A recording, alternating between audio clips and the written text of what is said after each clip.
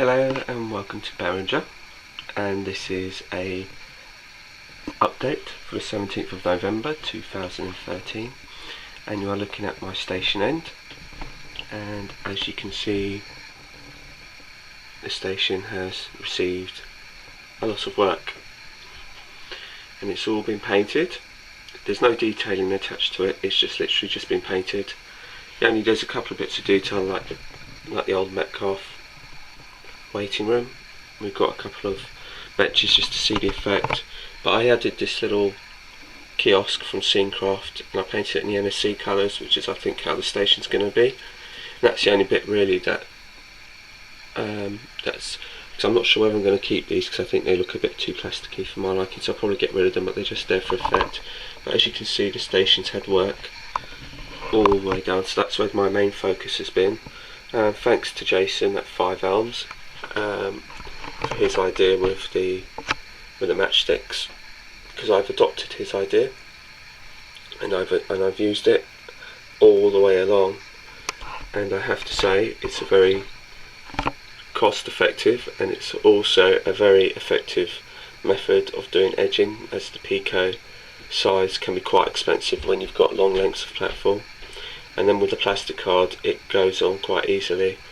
However, it is a very time consuming job and a very tedious job doing the matchsticks, so it does take a lot of time. Also, I've added the fencing along the back here. There will be some more fencing added along here to separate the stabling point here, but I've just got to this little awkward section and I haven't got any gates, so I'm just wondering what I'm going to do there, or how I'm going to do that little corner before I carry on. Also, my footbridge has had lots and lots and lots of work done to it. Now, I did say a little while ago it was going to be a bit of a project of mine, and basically I've got round to doing it, and I had enough plastic cards and I started doing it, and basically I've bought the 2 Pico bookstools, inserted them underneath like you sometimes get at stations and things. They use these little odd gaps to create little bookstools, and you get them on the platforms just to get your newspaper or your coffee or whatever. So I've done that. There's one on this side and one on the far side. I've also done the top.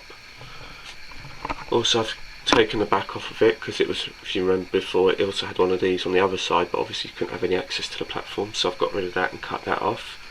And I've also done the columns, and they've also been painted, and they've also got this little black little rim on the bottom of it, and you used to get that I used to see it in Victoria in my old days, Victoria and London Waterloo, where you get the columns and they've got the little bottom little bit just slightly painted, so that's what I've done there. And the back bit here has got plastic card on the back, but I haven't glued it down because that needs to be cut out for the parcels depot, which is going to be added in there. There's an image I found on Google, but I need to get some ink for my printer to print that off, and then I can then cut the plastic card appropriately and glue it on. And also, like I said, there's no detailing at the platform, so there's no trolleys for the parcels or no signs as yet, so that's something else to do all the detailing. But a huge amount of work has been done, but it has been very, very time consuming.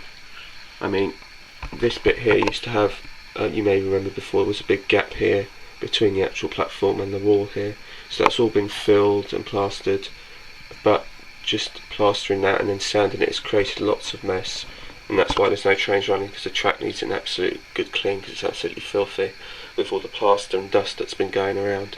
And again, it's all the way along here, there's no gap there. I've been toying with the idea of maybe putting another retaining wall along the back here, or maybe I'll just paint it back in the Azure Sky Blue that I've been using, so I'm not sure about that.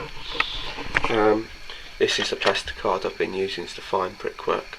I've sort of offered it up against the back wall there to see whether or not I'm going to be using that for the retaining wall, so I haven't quite decided yet, but at the moment I'm just focusing on the station and getting that done.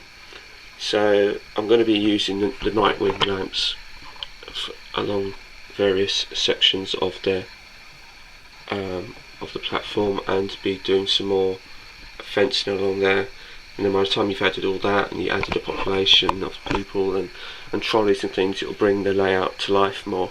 But at the moment this is a very It's nice to have the layout done because of the fact the platform and the station sort of done, because it's been looking like MDF for a long time, as you've witnessed. So it's nice to actually look at it now, and actually you can see the station, you can see the platforms, you can see how it's been done. And like I said, it's a big thank you to Jason at Five Elms for his idea, essentially. And just a little top tip as well, I've ended up with all these little odd bits of plastic card, as you do. You cut your plastic card to lengths and you end up with all these little odd bits. Now I've ended up with just this one odd bit, because what I've been doing is, on the sides you can't see, like not this side because this is obviously a main side, but on the other side of this, when you do it like that, you can't see it. I've used all these little off cuts to finish off the other side, because you're not really going to see it, and once it's painted up you don't really see the joints anyway. And so that way you use all the nice long lengths for the bits that you can see, and that way you're not really wasting the plastic card that you've got left over. So hopefully you're left over with bigger pieces, and you're making more use out of the plastic card and they can be used elsewhere. So that's what I've been doing.